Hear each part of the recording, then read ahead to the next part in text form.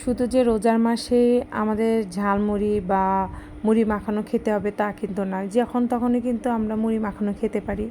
তো সেই কারণে হঠাৎ করে বিকেলবেলা নাস্তা আইটেম হিসাবে চিন্তা করলাম যে একটু মুড়ি মাখানো খাই। এই কারণে দোকান থেকে বুট, বড়া, বেগুনি, আলুর চপ সব নিয়ে আসা হলো। তো এখন এই জন্য মুড়ি মাখানো হবে, আমরা সবাই মিলে মজা করে খাবো। আর রোজা ছাড়াও কিন্তু এইটা অনেক মজা লাগে। রোজার সময় তো প্রতিদিন খাওয়া হয়, কিন্তু এমনি অন্য টাইমে কিন্তু খেলে কিন্তু আরও বেশি মজা লাগে আমার মতে। রোজার টাইমেও ভালো লাগে হাতের তৈরি খাবার, কিন্তু এমনিও বিকালের নাস্তা হিসাবে আমরা এটা খেয়ে থাকি বা খেতে পছন্দ করি। তো এই কারণে আমি প্রথমে কুচি করা পেঁয়াজ আর কাঁচামরিচ নিয়ে নিয়েছি, তার ভিতরে একটু সরিষার তেল আর সামান্য লবণ দিয়ে একটু মেখে নিয়েছি, দেখতে পেলেন। তারপরে যে বেগুনি, আলুর চপ, তারপরে পেঁয়াজু এগুলো নেওয়া হয়েছে, তো সেগুলো একটু ভেঙে ভেঙে নিচ্ছি।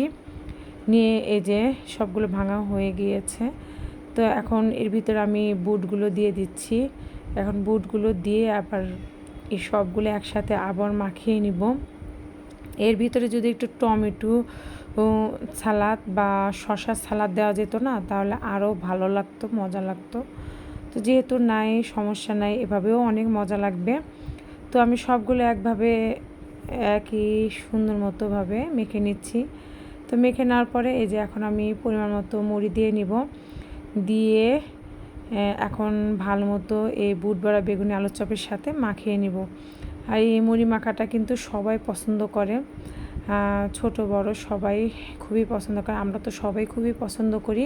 আর এটি খুব ঝটপট যখন তখন খাওয়া যায় বিকালে নাস্তা হিসাবে, কষ্টও কম, কিন্তু বাচ্চারাও খুব পছন্দ করে, আমার নিজেদের কাছেও খুবই ভালো লাগে।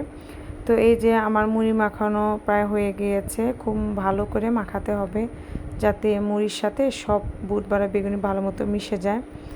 এভাবে করে মাখিয়ে খেতে কিন্তু খুব ভালো লাগে। আর এই মুড়ি মাখানো কিন্তু বৃষ্টির দিন, তারপরে বিকালে সবাই একসাথে বসে খেলে কিন্তু এই মুড়ি কখন যে শেষ হয়ে যায় টেরই পাওয়া যায় না।